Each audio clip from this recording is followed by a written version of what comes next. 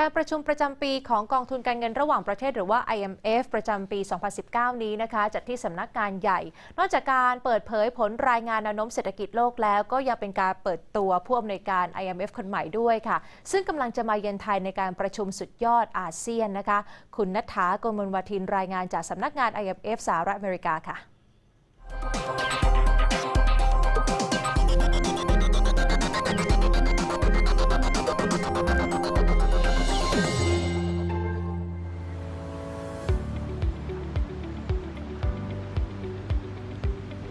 This week in Washington, D.C., the IMF headquarters welcomes central bank governors, finance ministers, leading economists from 189 members to attending IMF annual meetings 2019.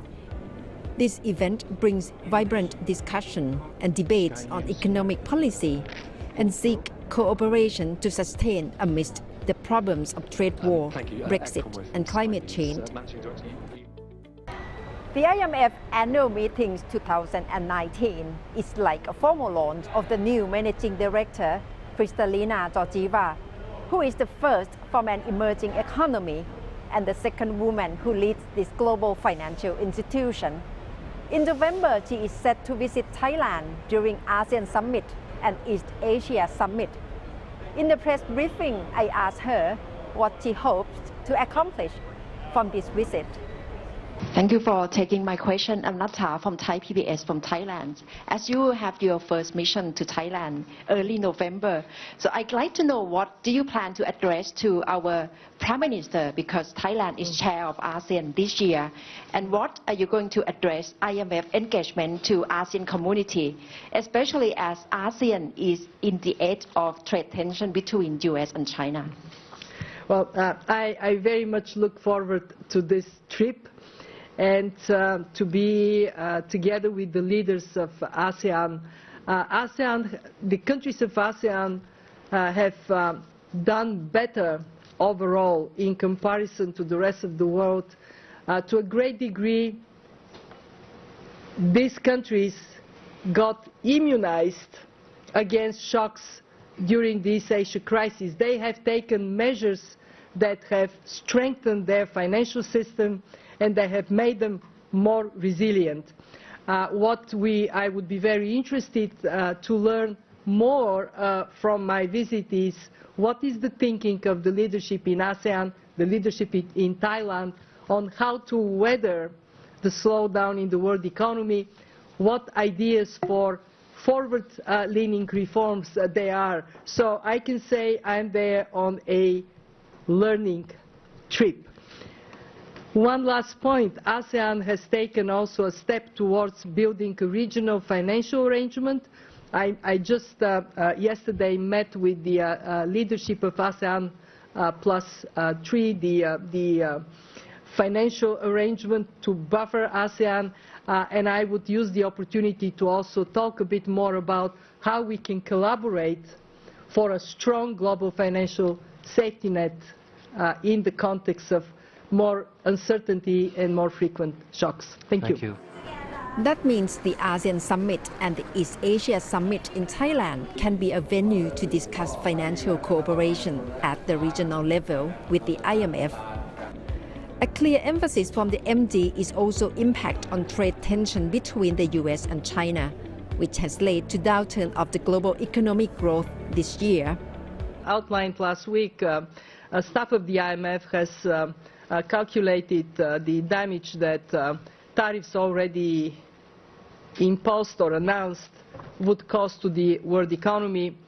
We came with a fairly dire projection of 0.8% by 2020, shaved from the world economy should these tariffs continue.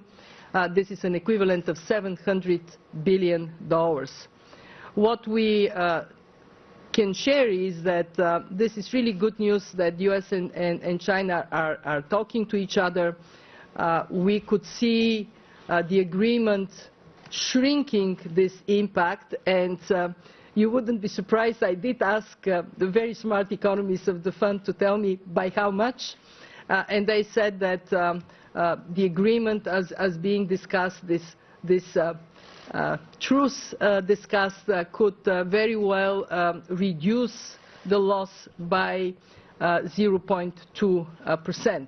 And that, of course, is good news, but not good enough. What we need is to reach not just truce, we need to have trade peace. We need to go back to a, well, no, we need to go forward to a system that is enhanced and it is enforced, so we can see trade to return to its role of an engine of the world economy.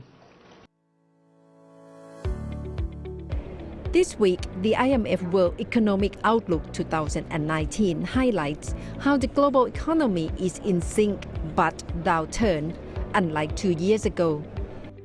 The main causes are trade war, Brexit, and sharp decline of several emerging economies. Why? The immediate economic problems need to be addressed by careful fiscal policies from the central bank around the world. The IMF asked the policymakers to revise policy to fight climate change altogether. The venue to discuss is very packed and again joined by the director.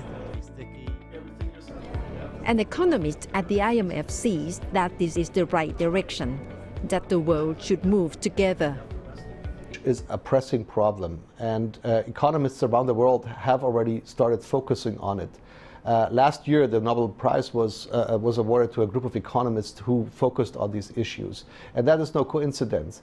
We at the IMF have also been focusing on climate change, of course, with the expertise that we bring to the table, which is primarily the fiscal area.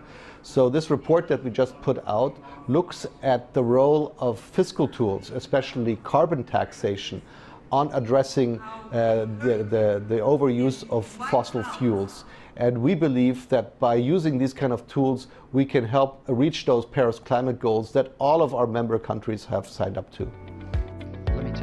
In many panel discussions, the director asked the world to move away from trade war to peace trade, fight the climate change, support more women in labor force, and engage with the new generation, especially Gen Z. Overall, the real challenge must be in getting concerted effort to bring the world up, at least from the sink slowdown, which are happening right now.